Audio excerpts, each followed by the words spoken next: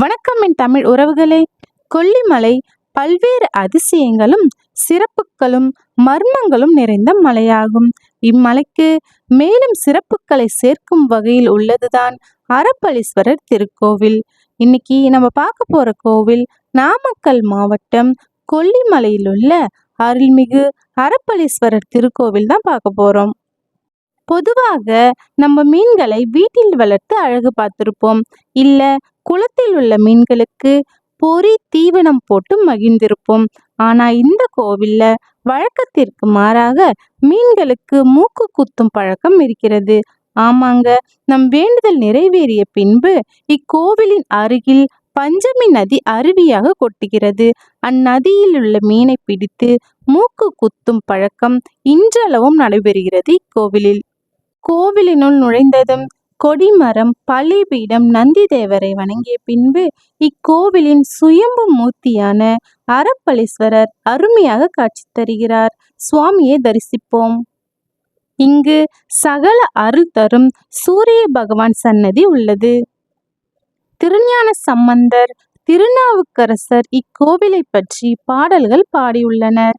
ஏராளமான சித்தர்களும் யோகிகளும் தவமிருந்து வழிபட்ட தெய்வீக திருத்தலம் ஆகும்.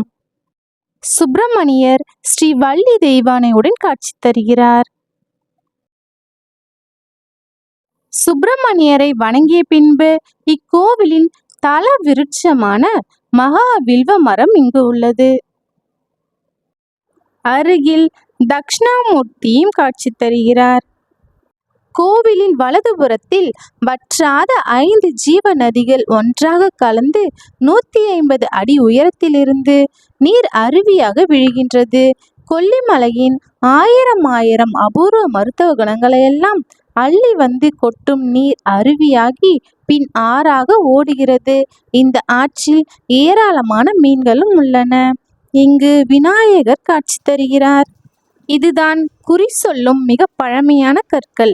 இக்கல்லின் மீது முதலில் வலது கையையும் பின் இடது கையையும் வைத்து நம் மனதில் உள்ள வேண்டுதல்களை நினைத்தால் கல் அசையும். அவ்வாறு கற்கள் அசைந்தால் நம் நினைத்த காரியம் வெற்றியில் முடியும் என்பது ஐதீகம்.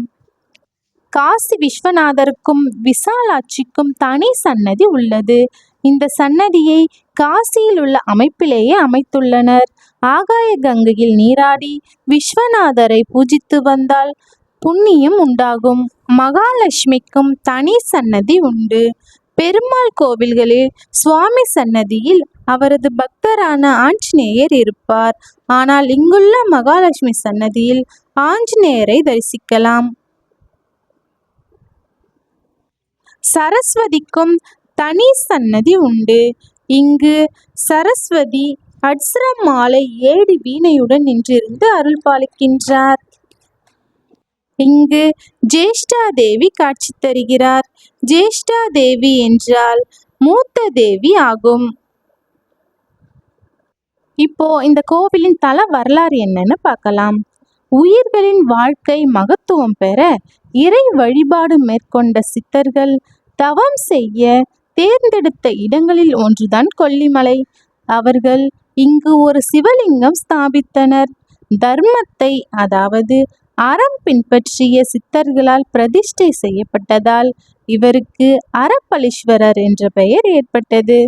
பிற்காலத்தில் இந்த இடம் விளைநிலமாக மாறி சிவலிங்கம் மறைந்துவிட்டது. விவசாயி ஒருவர் நிலத்தை உழுதபோது கலப்பை ஓரிடத்தில் சிக்கிக் கொண்டது.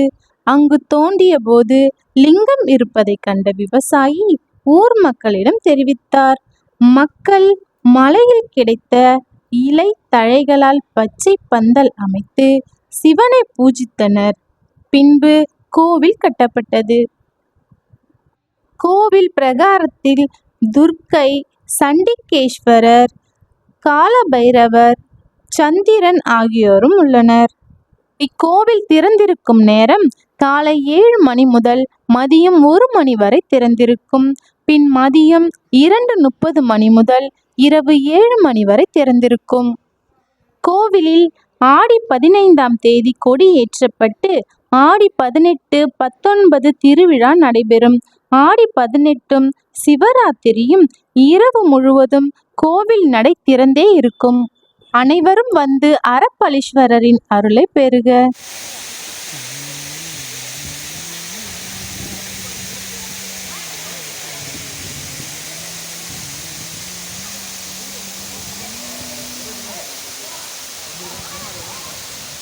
எங்க